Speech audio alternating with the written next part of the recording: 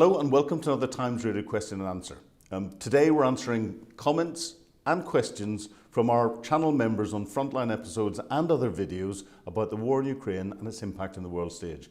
I'm Philip Ingram. I currently present Times Radio Frontline and comment on all things geopolitical, military, security and anything else that people ask me to do. But we'll dive straight into the questions and the comments that you've put in. And the first one comes from Marty. Marty, thank you for signing up and getting your comments in. And you ask, would Putin be happy if Ukraine were to sign a US deal? I don't think so. Ukraine would still exist, even if carved up by its eastern and southern regions. That's also why Lavrov keeps repeating the maximalist demands. Were Ukraine to agree to something, Russia would still demand more. Well, Marty, you've hit the nail firmly on the head. And we've seen Zelensky sign this trade deal, or more exactly, an investment deal with the United States that gives the United States access to natural resources inside Ukraine, but doesn't tie it into paying any deal back. But we've also seen over the past weeks, every time the United States has put a peace proposal out or ceasefire proposal out that seems to give everything to the Russians haven't grabbed it and said they'll agree with it and then forced Zelensky to try and move down that direction. The Russians, and this happened when the Russian Foreign Minister Lavrov went to the BRICS meeting in South America, he came out with demands that were even more. And this is the whole thing about the Russians. They want to take a little bit more and a little bit more and a little bit more. And I think there are indications to suggest that Donald Trump is getting frustrated at that. Will Russia stop doing it? No, I don't think so. I don't think they're reading the mood music, and I think they have effectively shot themselves in the foot. But let's hope that Donald Trump is now consistent with the support he's got for Ukraine, now that there's been the Ukraine minerals deal or the reconstruction and investment fund formed. Let's hope that we start to see things in a more positive way. What Russia's response is going to be, we don't know yet. Marty, again, you asked how often did Donald already threaten to do bad things to Russia and how often did he go through with it? Well, I think you know the answer. He hasn't really done bad things to Russia. The big thing he keeps threatening, and this is where he's getting his analysis right, is to hit Russia more in the pocket and hit them with more economic sanctions. We'll see what happens, I think, in the coming days with the response to the signing of the agreement with Ukraine and what happens after the May Day parade and any moves that there are to try and get a longer-term ceasefire and peace settlement on the table. Green shoots of Donald Trump getting frustrated with Vladimir Putin. And of course we have to remember in Donald Trump's first time, Donald Trump was harsher on Putin than he was first time as president. Donald Trump was harsher on Putin than many of the other presidents afterwards. So we tend to forget that, but he's unpredictable. That's the biggest trouble with Trump. Next question comes from Astro, and you say, surely Putin has a tiger by the ears. He can't let go for his political survival, but he's watching his infrastructure go up in flames. Putin, as always, is seeing what he can get away with. He stole a Super Bowl ring. Well, I don't know about the Super Bowl ring. I'm sure he did acquire it in somewhere or other. But yes, Putin is concentrating, or one of the factors that will be making him or influencing the decisions that he's making will be his political survival. The Russian economy is not in a strong position at the moment. Vladimir Putin, if the conflict ends, will have the real dilemma of thousands, hundreds of thousands of Russian troops who are now being paid quite well, going back into society again, where they're not going to have the jobs because of the way the economy is, and they've also been exposed to the horrors of warfare and how the impact that there would be there, and then the casualties going back and getting into the Russian hospitals. So Putin's in a difficult position, and therefore, Astro, I agree with you. And You ask a second question. You say American arms makers could be making a lot of butter. Is Trump blowing the greatest defense deal ever? Well, again, yes. And he's doing it in a number of different ways. Donald Trump is pushing Europe to stand up and do more for its own defense.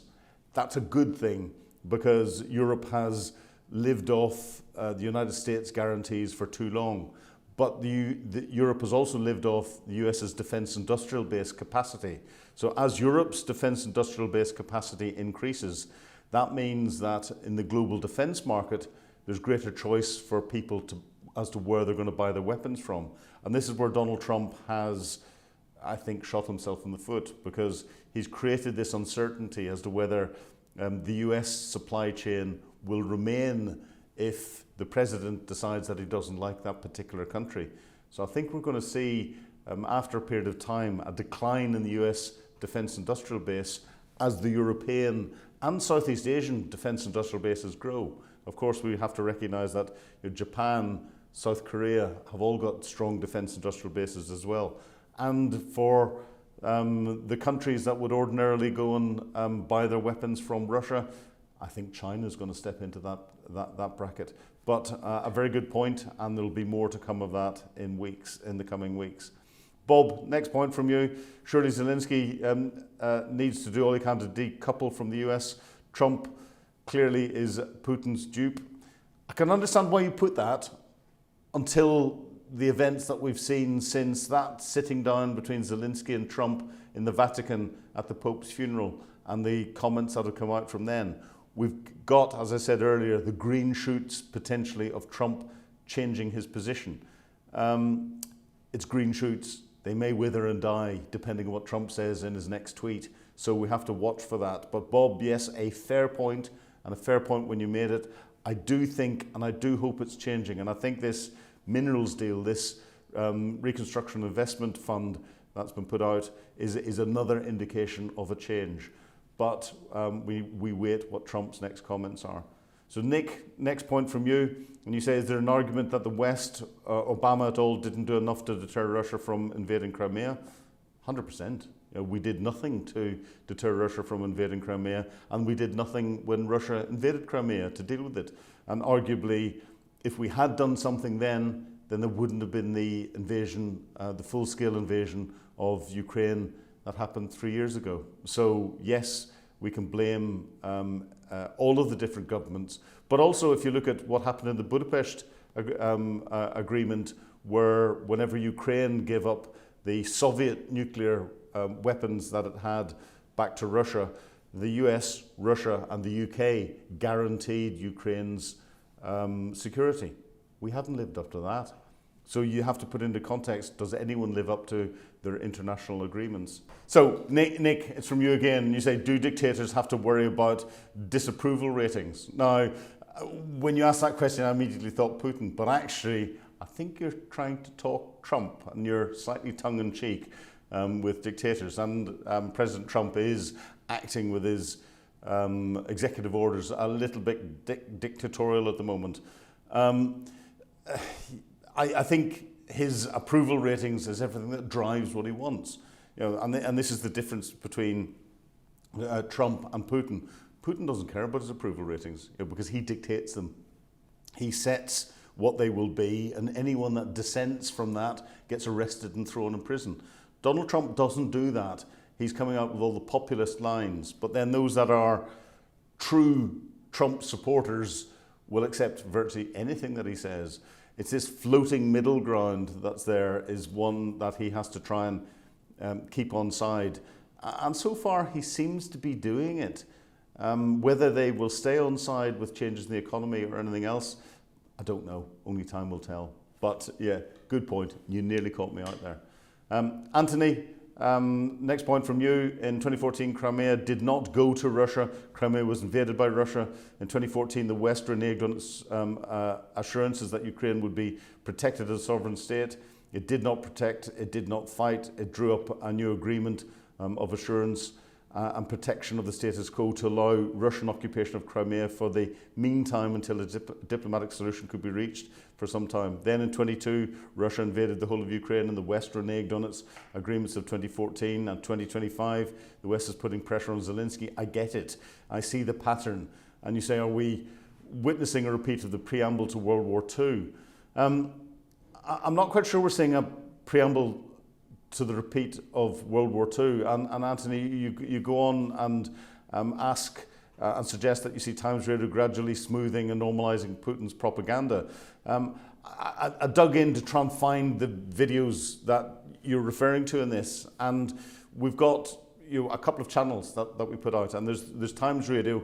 The main channel is getting the news out and gets experts on to try and give different opinions that are there. From Times Radio to Frontline, what we do is we drill into things in a much more specialist way, analysing the detail with the experts that you've got, and that complements what our colleagues are doing on the Times Radio channel. And it's that complementing is how we add real value to you and out to the audience. So yes, you're right that the West didn't do anything in 2014, didn't live up to its assurances, didn't hold Russia to account in any way, shape or form. And this is where politically I think we're beginning to recognise that.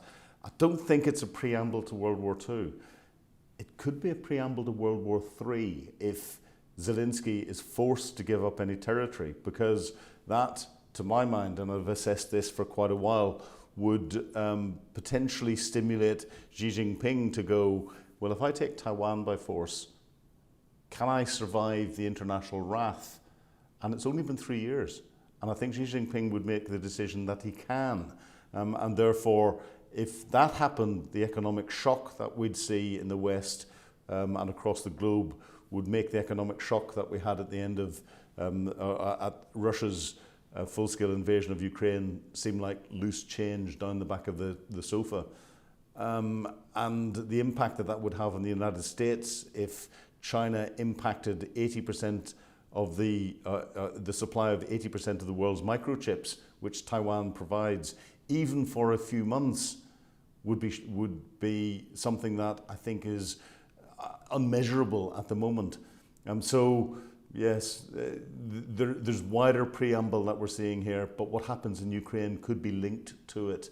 The wider preamble brings into what's going on in the Middle East, what's going on between India, Pakistan, and what's going on through the Chinese Belt and Road Initiative, the economic sanctions that are going on. And I would argue the preamble to World War II could well be the economic sanctions that Trump is putting on China and the impact that will have on their decision making as to whether they go for a military solution to Taiwan to try and deal with it. That is 1940, 1941, United States on Japan.